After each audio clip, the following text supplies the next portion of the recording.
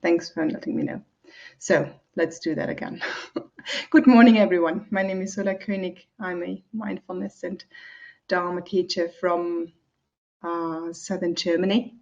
And just mentioned that we have wonderful, cool weather here and sunshine. So we're quite privileged with the temperatures. And yeah, I wish everyone who is hanging in some bad weather or heat that they may be well today.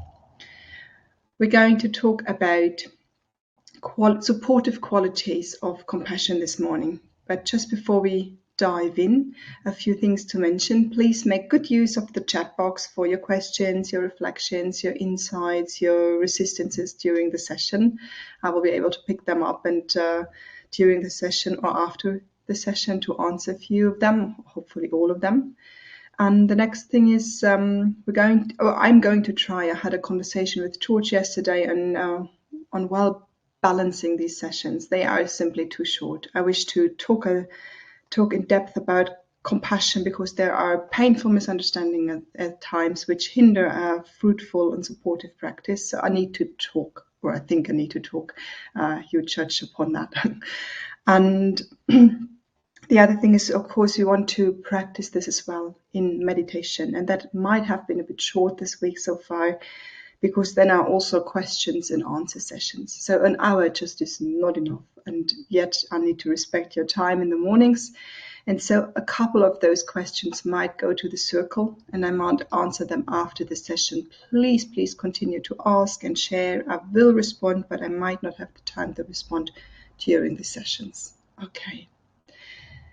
This being said, last thing to mention is that these sessions are based on donation. And if you would like to support Sangha Life and the teachings of all teachers and myself this week, I will present you with a link after the session, which you can use to send some financial support to Sangha Life and myself. And there is a lot of appreciation for this.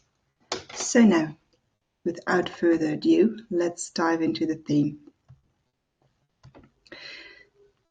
Supportive qualities. I like the idea of supportive qualities because if there weren't any supportive qualities, it would be up to our willpower or up to mere fortune, whether we would experience compassion or not.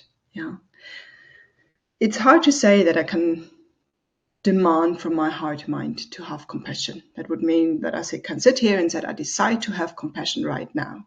And you will on your own remember enough occasions where this is not the case. You can't decide to have compassion when there is none. Yeah. So we need to kind of follow along the Buddhist teachings on things coming together based on causes and conditions with compassion, with actually all of the Brahma Viharas, with all of the qualities of the heart. And that means that when certain conditions, certain causes are in place, compassion is likely to arise. And when they aren't there, compassion will not be able to arise. Yeah, or it will be hindered, will be obscured. So rather than pressing our hearts and putting pressure on them for compassion to arise when there is none, yeah, can I look into these causes and conditions and maybe saying, oh, there is a lack of something here. Yeah, if I wait for my plants in my garden to grow and they never see any water, I can stay there and stare at the earth. Yeah, and think, oh, you should be growing. Not much will happen, other than I most probably get a headache. Yeah. So let's look at what water, what nourishment, compassion needs to arise. Yeah. And maybe if there is none, and if you have a moment in the future where you think you should feel compassion and wonder about your heart mind, which is not bringing up any. Yeah, we can talk about compassion fatigue, for example. You might, rather than feeling guilty or feeling ashamed or feeling angry about yourself, you might look, are those qualities in place, or is there something which needs nourishment, something which needs support?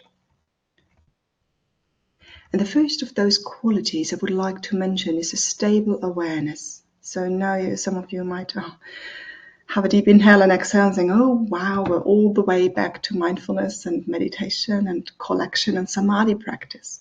And say, yes. Yeah, this stable awareness is so important in compassion. There is something which feels almost daring while wishing to be compassionate. And this daring aspect is to keep some healthy distance to the experience. Yeah, that might go completely against the grain of our understanding of compassion, is to say, this old idea of co-suffering means I need to be as close as possible. As close as possible. I need to completely resonate. I need to completely swing with the suffering and the pain of the other, to say that is not going to be helpful. That sounds actually, for my trained ears, that sounds quite traumatic. Yeah. So do I remember the importance of some healthy distance to the experience? Neither do I wish to completely collapse into the experience of the other or my own. Yeah. Neither do I want to identify with this suffering. I am the suffering, or I am the compassionate person. I'm totally the one who is going to help you. My whole beingness shrinks to this aspect. Yeah. Or I get so entangled that to solve this suffering is the most important thing in my life. Yeah, I will sacrifice for it the peacefulness of my heart, mind, all stability, all goes on the altar of compassion, gets sacrificed. And neither do I want to push it away and get distance and distract myself. But sometimes the one, and now we're talking about compassion fatigue, the one is conditioning the other. Yeah, I collapse so much in. I identify so much with my role or with the painfulness.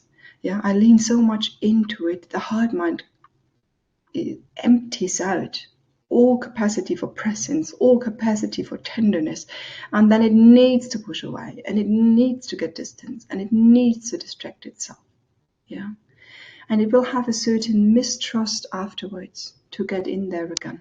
Yeah, to saying, I'm not going to do that compassion thing again. That hurts like hell. Yeah, to say, okay, there is a mistrust in the heart mind towards compassion because it equals compassion with suffering.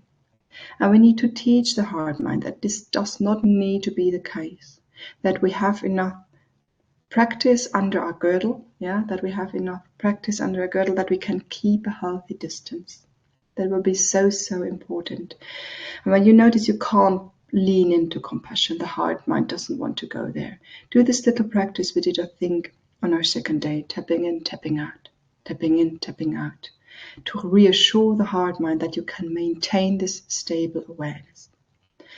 And if suffering of the other is intense or your own, I would say the stable awareness is your safe ground to maneuver. Yeah, I'm aware of the suffering, and I'm aware of my anxiety, due to the suffering. And I notice my breath.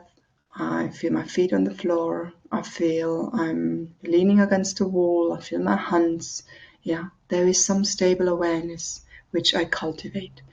And sometimes it's almost like allowing the suffering to shift into the periphery, to say more stableness, more groundedness right now. Else I can't hold this, else I can't be with this. And this is really a training. And you will maybe notice a tendency of your heart mind either to collapse into the suffering or to push it away. And it is a training of restabilizing, over and over again. So this would be a first and very important aspect of it. Second, attunement.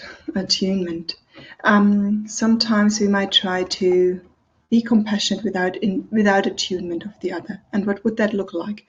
It would be the heart mind, or the memory almost, the experience coming up with, I know what is need to be done here. We're doing A, B, C, D, E, and then things are fine. Yeah, we're not quite in resonance with the other person. I notice that a lot with my kids when I'm stressed. Yeah, they come to me, they tell me something about school. I'm only half-heartedly listening. Yeah, and I said, oh, you just need to do da-da-da. And my daughter gets angry with me and writes so and said, Mommy, you didn't listen. I told you it's about A, and you answered me something which will solve B. Yeah, can you really properly listen to me? So, apologies. Yeah. maybe and sometimes then I acknowledge that I can't listen properly right now, and I need to make a date with her and say, honey, we're going to talk after I had my coffee and 5 minutes of breathing, and then I will have some capacity to listen to you. Can you wait for me? And that works in many cases. Yeah, but then what I want to show you is that sometimes this sense of attunement, with the suffering experience is really lacking. I'm not resonating either with my own experience. I'm not resonating with the experience of another. Yeah, and what happens is that we impulsively do something about it, react to the suffering, rather than being in attunement with that. And as I said it the other day, this image for attunement, for me, it's the big ear. I need to give it some time. I need to listen. Attunement comes from tuning something, adapting something. And when I tune my guitar, for example, I play a string and then I play the next string, and then the job is to really carefully listen. Carefully, are they in tune? No, they're not in tune. Is it too high, too low? I try something out, I listen again, and it's a job of very closely, mindfully listening. And I think that's the same. We need to listen to the suffering, and a lot of the time we won't do that because that brings us in touch with painfulness. So we need the stable awareness of the first aspect, to prepare us, to prepare the ground for even being able to listen. When we just stumble into suffering, and you will have had that, someone, you're prepared to meet someone, or just you pick up the phone, and everything has been all right so far, and then someone tells you without any preparation of their experience, that can be overwhelming because the ground hasn't been well prepared. And my work is to learn how to stabilize myself in those moments, and then to attune to bit a bit my tongue, which wants to make a lot of suggestions, a lot of suggestions immediately. So I don't need to get so close to that. And the open question of the attunement would be, what does this situation need? And what could my part be in it? And sometimes the answer will be, I don't know, more listening, more attunement. Sometimes my part in it is to just be there. Sometimes my part in it is to say, I can't do much, but I need to stabilize this heart mind because that has shaken me up. So the attunement is not only an outer attunement, careful here, it's also an inner attunement. What do I need? What do I need? What does this situation need? What is my part in it? What does my heart mind need in this situation to handle it well? So that were two qualities, supportive qualities, stable awareness and attunement. And the third one is respect. And that is lacking whenever pity is arising. Pity is compassion without the necessary lack of respect for the one who is suffering. And so easily we perceive someone being weak, and I think this is very much nurtured in our culture. We perceive someone who is suffering as weak. I just read a book title this morning which suggested that with enough willpower and enough training and the right amount of food, we can avoid aging. And that made me almost laugh to say, well, that is just another of our cultural attempts to bring control over an uncontrollable process, bring control over a process which has unpleasantness in it. And it puts a whole lot of pressure on the individual to say, you can avoid this if you really want. Say, oh, really? Can we? What is the next? Death? Are we fed now the myth that we can avoid death if we just try hard enough? Careful about these messages. Same with sickness. Same with mental instabilities. We are fed this message that if you suffer, you did something wrong. You are now in need of help. You are unable to make decisions, and you are a weak being. Over and over again. And pity feeds right into this theme, that we easily lose respect in our society for each other. Suffering is not, as the Buddha mentioned it, noble anymore. It's not ennobling because it's a process of that actually serves some strength and some honor and some respect for those who are in it. Yeah, they're doing tough things. No, those who are weak, those who are suffering are perceived as weak. Yeah, and are we treating ourselves? Are we treating others, or are we being treated as with a lack of respect? Yeah, are we being belittled? So sometimes we hear messages like, because you suffer, you need me. Yeah, or we think, because you suffer, you need me, and then we're creating very strong ties. Because you suffer, there is something wrong with your decision making, with the way you live, and now you need to, you have to, and the hierarchy. We're not on eye level anymore, and at this point. So paying respect means to bring that back to eye level and to see the independence and acknowledge the independence of someone. Yeah. And to see more than their suffering. There's still personhood. Yeah, there's still a whole person. And as such, they're making decisions. And we don't agree with them a lot of the time. Yeah. They might be making even poor decisions. Yeah. And still they're a person on their own. Yeah. And a lot of the time we confuse that they are making poor decisions. Yes, they do. But there will be a small moment when these poor decisions have an impact upon this heart mind. And this is the moment where we need to bring in respect for ourselves. Yeah. To saying, well, your poor decision making now came to a point where actually there is an impact upon me. And out of respect for ourselves in these relationships, we need to inquire, we need to explore, do I remember my own needs, my own boundaries, my own limited resources? Do we lose respect for ourselves when compassion arises? Yeah. Or are we able to put these beside each other? Yeah. Create a compassion which holds your needs and your boundaries and your limited resources aside my needs, boundaries, and limited resources. Or does one of the two have to go so that I can feel compassion? And that is suffering. Yeah, if one of the two has to go, it's holding both is messy, it's confusing, it's a process. It will never be 100% and beautiful, but they both belong there. And sometimes when there is poor decision making, yeah, we draw consequences for ourselves in order to stay, in order to maintain contact, in order to have an open heart towards yourself. I need to set these boundaries. All fine. Yeah.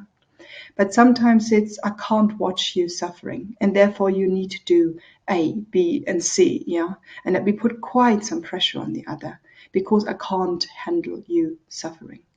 Can't handle that things are not okay right now, and we're pushing and we're shoving. So can I distinguish that? And respect goes both directions. Respect towards the personhood and the independence of the other. Yeah, I respect that you're a different person. I respect that you're making your own decisions. And respect inwardly, where we draw consequences. Draw consequences when due to the fact that we're respecting our own needs, boundaries, and limited resources. And that can be a mess. Yeah, I'm fully acknowledging that, not saying it's easy. Last one, remembering our caring intention. Yeah, I think a lot of the time we need to have moments where we re-simplify compassion. Yeah, we get a whole lot of compassion is to have this plan and to do this action and to listen to that person and to do this and this and this and this, and for myself as well, and having this training and this job. Can I simplify it at times and just come back to this wish, just this well-wishing of may you be well or may I be well, and not attaching any doing to that. Yeah, not immediately attaching any doing to that. And then we will feel, when we come back to this simplification, what else gets mixed in. Yeah. And then I know I can't just sit here and wish myself well because I'm not safe, or because the world is so uncertain. We need to control things. Yeah. Saying, isn't that interesting? I'm not allowed to rest in compassion because there are those impulses and these anxieties and these frustrations, and they all want me to do something. And this is the crucial point. They are impulsive reactions to the suffering. And I want to see them. and I want to be clear of them. Yeah, so that they can be there, and then can have their cup of tea as usual and their biscuit. Yeah, all fine, let them be there, but you don't want them to run the show. Yeah, you want them. They're natural, maybe human to have, but they should not be the ground on which your actions grow from. Yeah, so grounding ourselves and remembering this basic intention of may you be well and may I be well can be very healthy. A reduction, a simplification. And it can also help us to open up our perspective again and give us more options whenever we feel stuck. Yeah, whenever we feel stuck. Because to come back to the simplification of just may you be well, we can ask, well, what that does actually mean. Yeah, sometimes I'm in my personal family, someone being really sick. Yeah, may you be well might mean that I think about doctor's appointments or shifting the doctors completely or having a 5-step plan that person should attend to. And it might just be the case that all of that is not working. Yeah. And in this sense, may you be well. I might need to reduce that until I notice that may you be well might just mean may you have someone to listen to you in this very challenging moment. Yeah. May you be perceived, seen, heard in the presence of loved ones in this challenging moment. Yeah. And this is a shift of perspective, you see. This is a shift. There are many ways to care and many ways to support. And sometimes our compassion becomes one single way, one certain thing. This is appropriate and only this. And we start clinging to what we perceive to be the solution. And sometimes it needs this process of simplification to say there are many options. There are many options in the doing and in the non-doing. And we need to feel in again what is available, yeah, what is even available and what is appropriate right now. And therefore it needs this return to really caring intention, because we might get lost in the plans and in the ideas and in the to-dos. So to sum it up, and then we can meditate. Stable awareness, yeah. Coming back to stable awareness, keeping this healthy distance, which is not too far out and not too far in. Attunement, yeah, getting sensitive to the other, again, sensitive to the needs of the situation. The respect, yeah, the respect which is necessary to allow for decision making, to allow for a care for the needs and the boundaries and the limited resources, and finally to remember the caring intention. And whenever you notice that compassion can be challenging or not available, you might want to just see a little bit whether those qualities are in place or whether there is something which needs a little nourishment. Okay. So thank you very much for listening this morning. And now let's practice. Let's practice. And today I want to emphasize this stable awareness in our practice. So let us see whether we can bring together upekkha, the equanimity, and karuna, the compassion. Make yourself comfortable.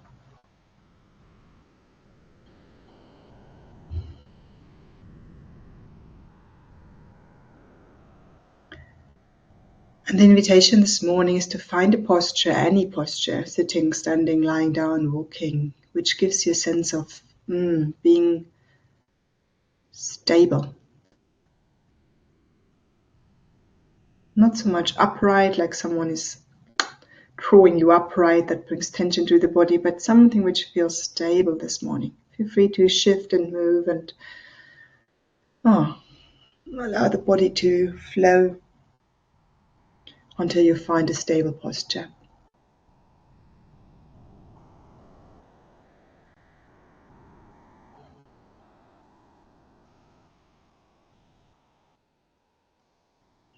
And there are the earth elements within our bodies, our bones, ligaments, our joints, feet on the floor, sitting bones, spine, neck, which we can draw some stability from if they are well balanced.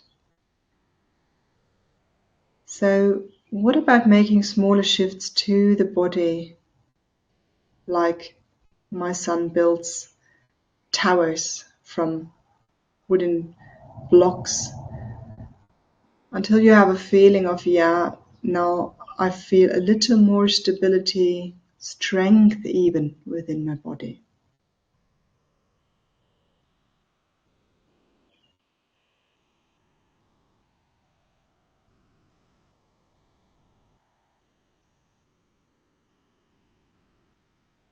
And for me, this sense of strength and stability does not come by bracing or tensing any muscles, but by allowing the bones and the weight of the body to heavily rest on each other.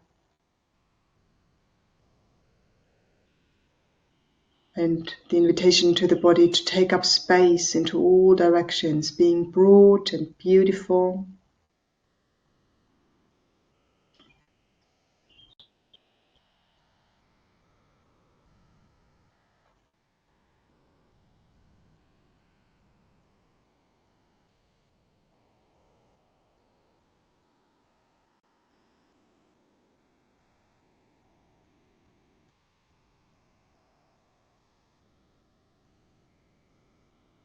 There might be a lot of thoughts in your mind at the moment. Can they just stay? Can they just stay? And the mind might want to chatter along. Oh, just allow it to do that. And at the same time, can the body sort out itself? It knows something about stability, this body of yours. But it needs a little more time and patience.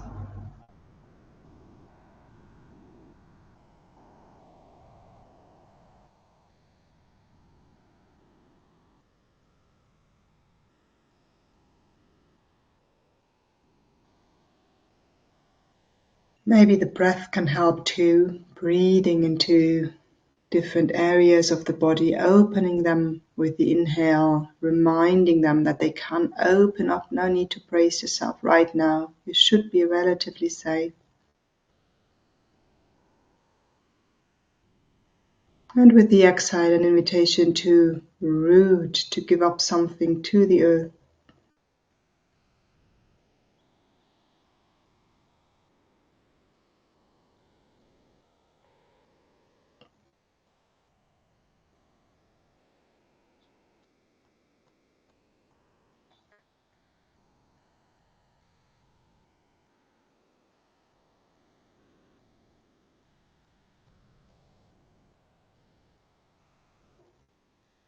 You will notice that you're not doing the grounding actively, not demanding it from your body, but that your body roots and relaxes and grounds in its own time.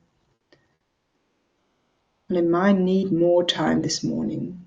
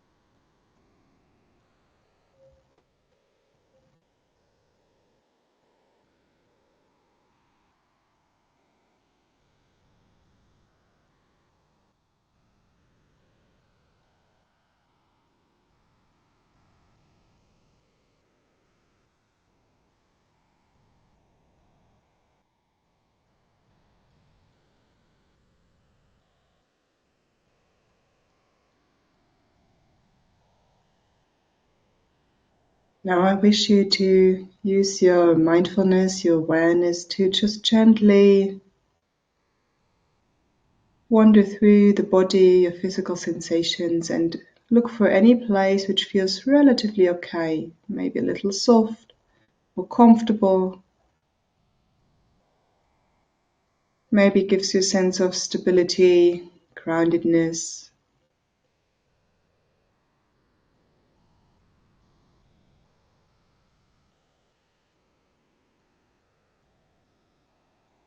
I want to invite your mind to take that in, notice that slightly comfortable feeling, or maybe it's just an just an okayishness for you this morning. That would be enough as well. Mind might dip in and dip out, that's okay. Maybe still very busy with other things. And it's absolutely enough if you can go into this pleasant experience every now and then.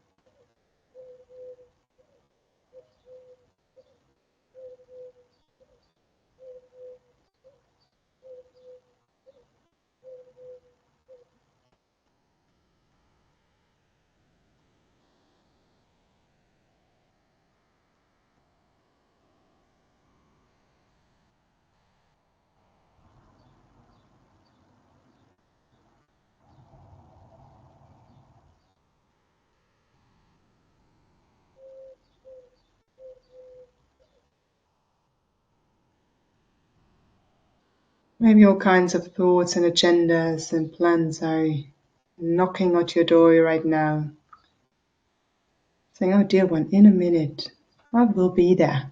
But right now I'm taking care. I'm taking good care of heart mind. I'm allowing it to rest. I'm allowing it to be nourished in something supportive. And that is important. That is important.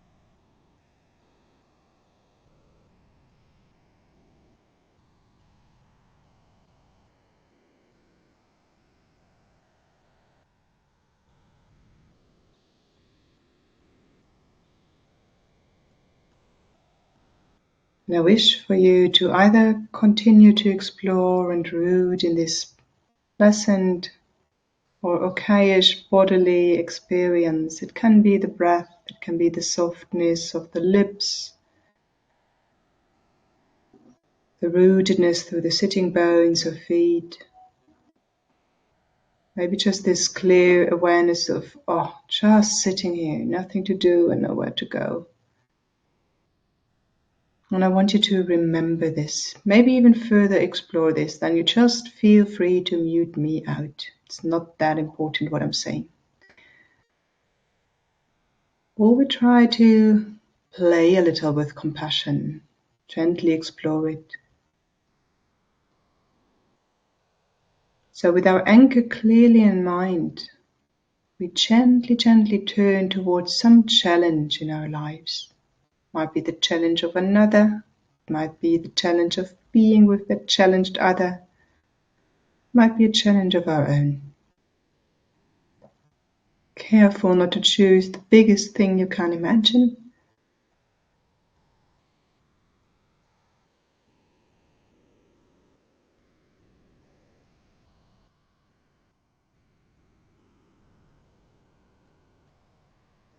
And then just see if you can hold both in awareness. There's the challenge and maybe all that which is coming up with remembering this challenge. And there are your feet on the ground, your sitting bones, your hands, your lips, whatever you chose.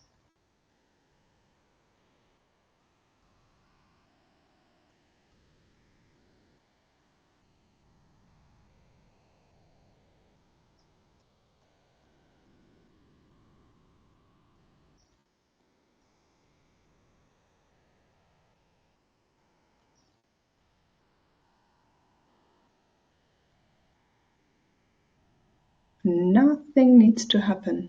You don't need to do anything with the experience. Allow the heart mind to sort it out.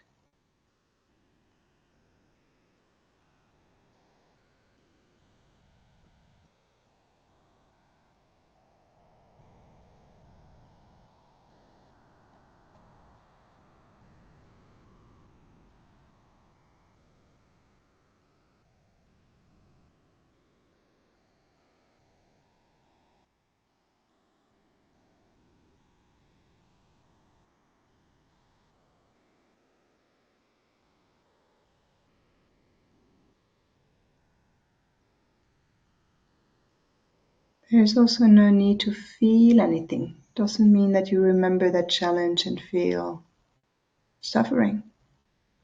Maybe it's just okay at the moment. Then you hold that.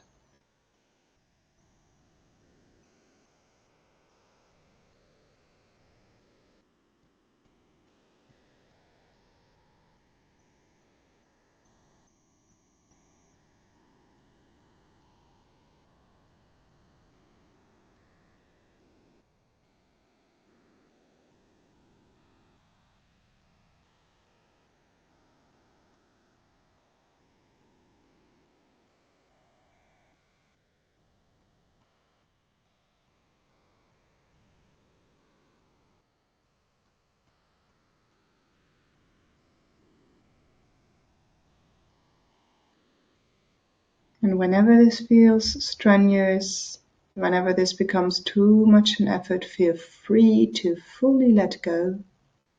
Bow to it, enough for it for the moment, and come back to rooting, soothing, grounding once more.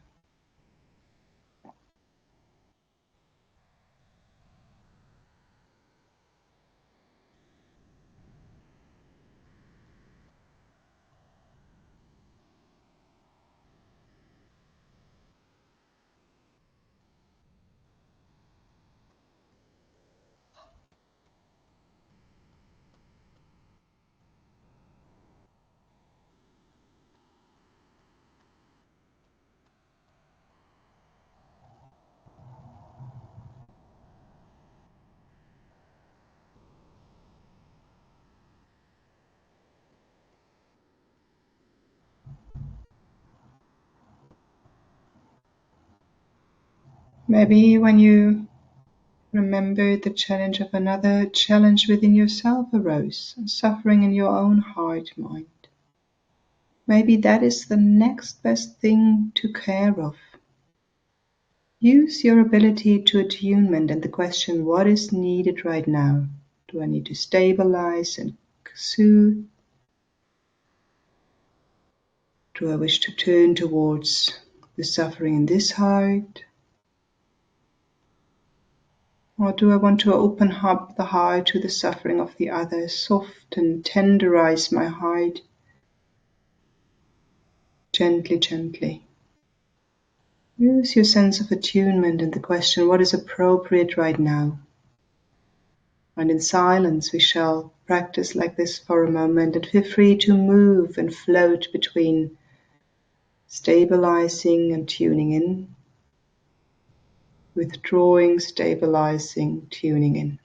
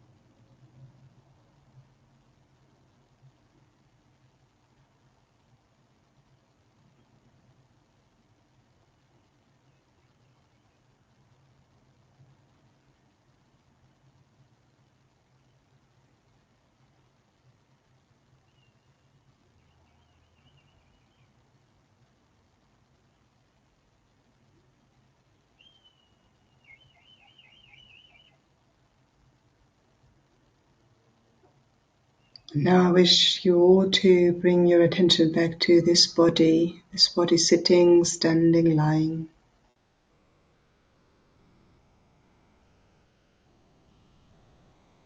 Maybe notice whether there is any judgment upon your practice.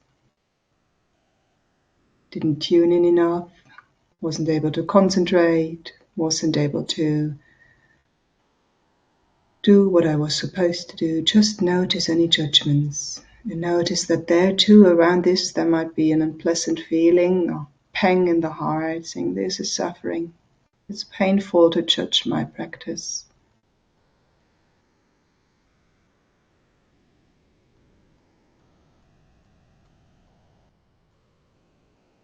Maybe with that softness and tenderness to the heart mind. So you shall not do that. Maybe that helps to let the judgment go, to see how painful it is. Saying, nah, whatever the way of practice is, I don't know, but that it's not. The judgment, it's not.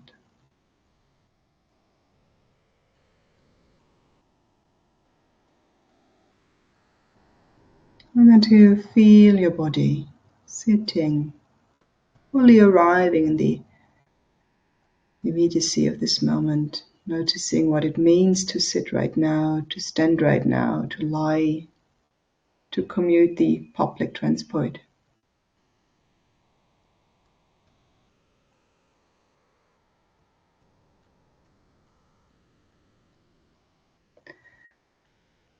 And then gently bring back this body in space and time, starting to move it, starting to stretch, to yawn.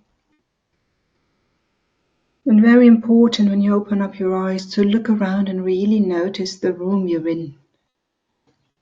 Notice the weather, notice the colors, notice the shapes. Maybe notice your own hands. So I'm here. Okay, great. So I hope what I could show is that compassion practice, I think that came to me during the practice, which I find very important. Practicing compassion does not mean you sacrifice. Does not mean you sacrifice your own needs. Does not mean you sacrifice your boundaries. Does not mean you sacrifice your peace of heart. Yeah. And as long as we have this image of compassion practice that we need to sacrifice, we will always have difficulties to practice it.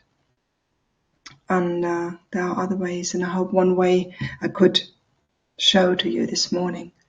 And I want to read a question which I got sent via email yesterday, and which I found very, very touching. And the person actually gave me permission to share with you. It's on compassion fatigue, and it taps in nicely with what we said today. And in the meantime, you might want to write your own reflections and insights and practices, suggestions and maybe resistances to today's practice. So the person cared for a dear one who suffered with an early onset of dementia, challenging situation. And the person wrote that there were times where the person was angry and frustrated with the pain instead of giving more support. Yeah, this made the person very sad. And the person also realized that the whole situation left her with some kind of compassion fatigue. And she wonders what my thoughts upon this is. By the end of the illness and the loss of so much, she felt like a husk. Yeah. And now there is a sense of, after the death of the loved one, the sense of being shut down and less available. Yeah. So we got taught a lot in our society, yeah, that compassion is this sacrifice. Yeah, it's so easy. In you have to imagine that the suffering on this planet, yeah, it's immeasurable. Yeah, immeasurable. It's deep. And even if human beings would do everything perfectly right, which they don't, there would still be suffering. So it's a bottomless pit. It really is. As dark as that sounds, it is a bottomless pit.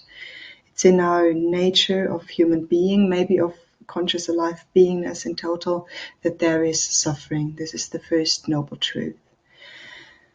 When being confronted with this, it's so easy to exhaust ourselves in the attempt to fix that hole, fix that bottomless pit.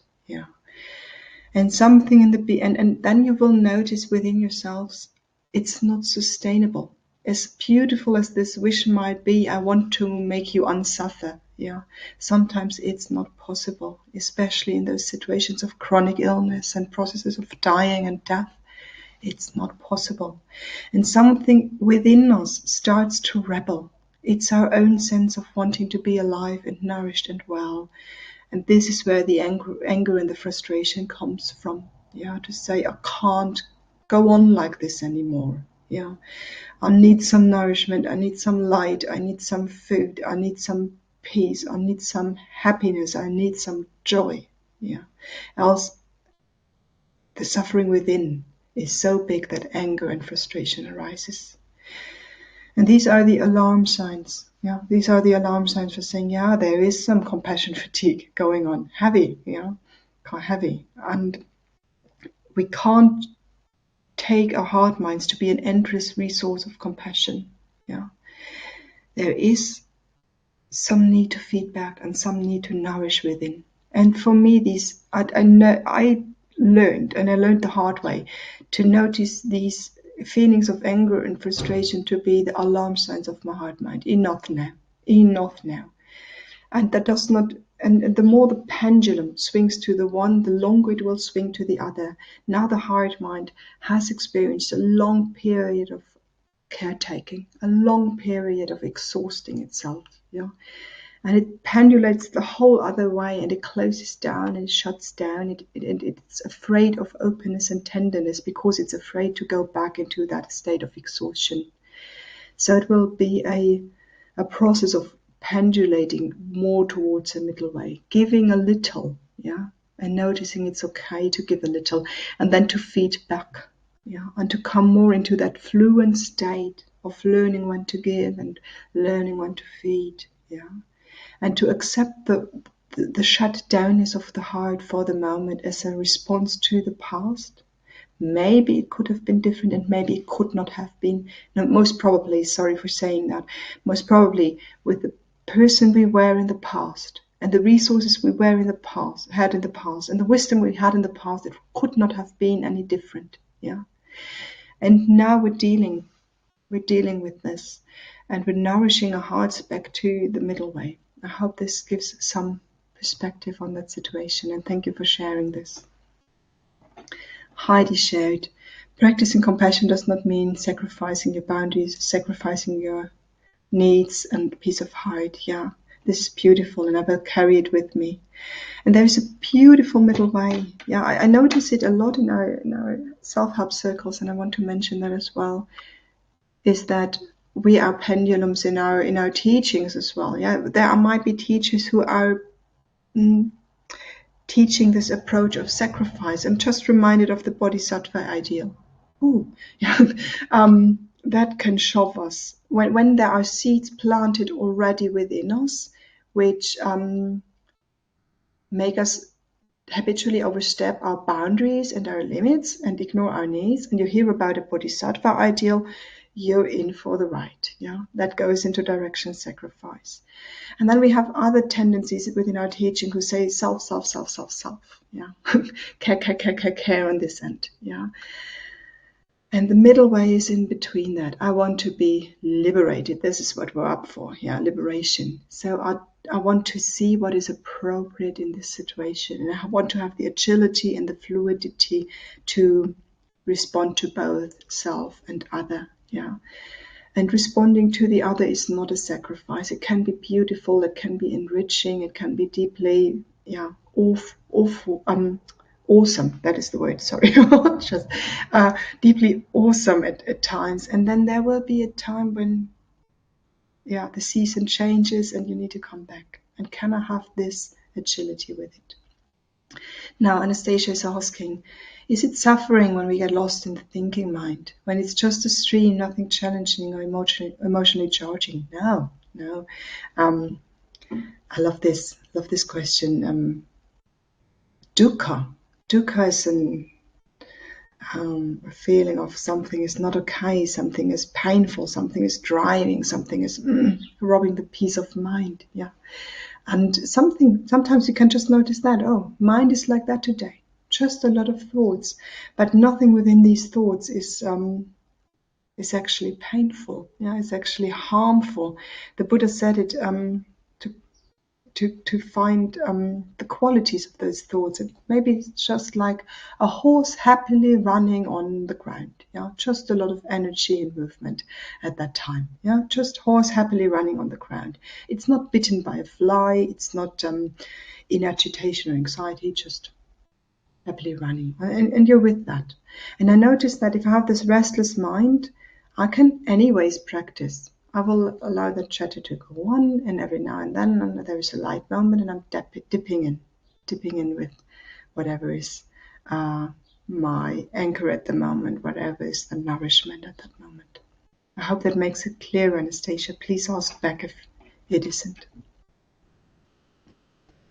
Anyone else wanting to share something?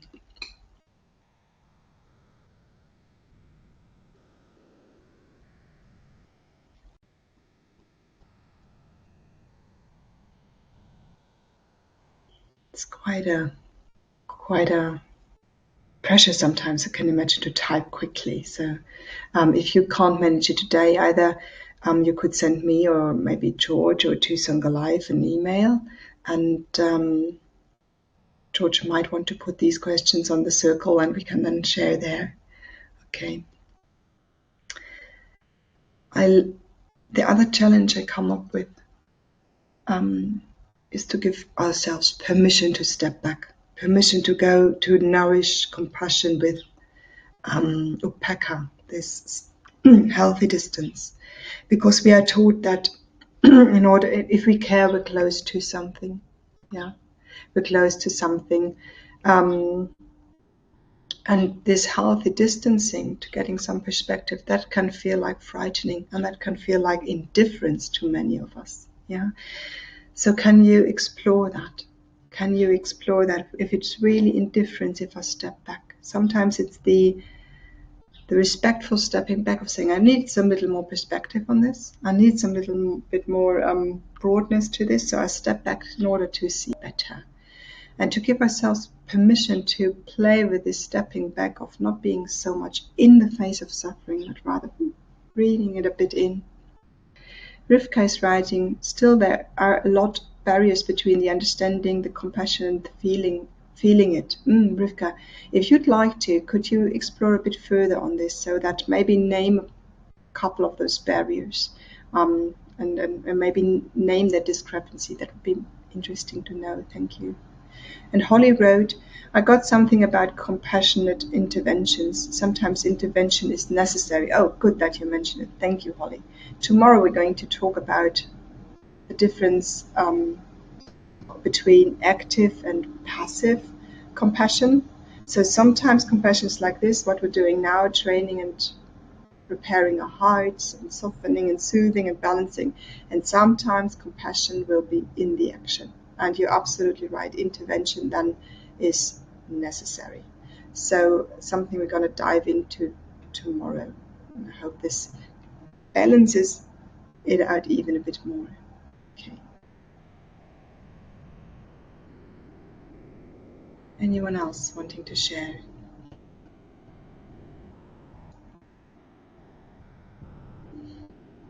By the way, if you are listening to this recording and you can't ask something live, feel free to send an email as well. So Patricia's writing is especially helpful to remember self-respect and to hold the needs of self and others simultaneously. Yeah. And as I said, we sometimes believe that isn't possible because of how messy it feels. Yeah, to say, oh, if I put my needs beside your needs, I don't know what there is to do. And I know, and there is confusion and there is friction with that as well. Can I be with that friction? Can I be with that messiness? Yeah.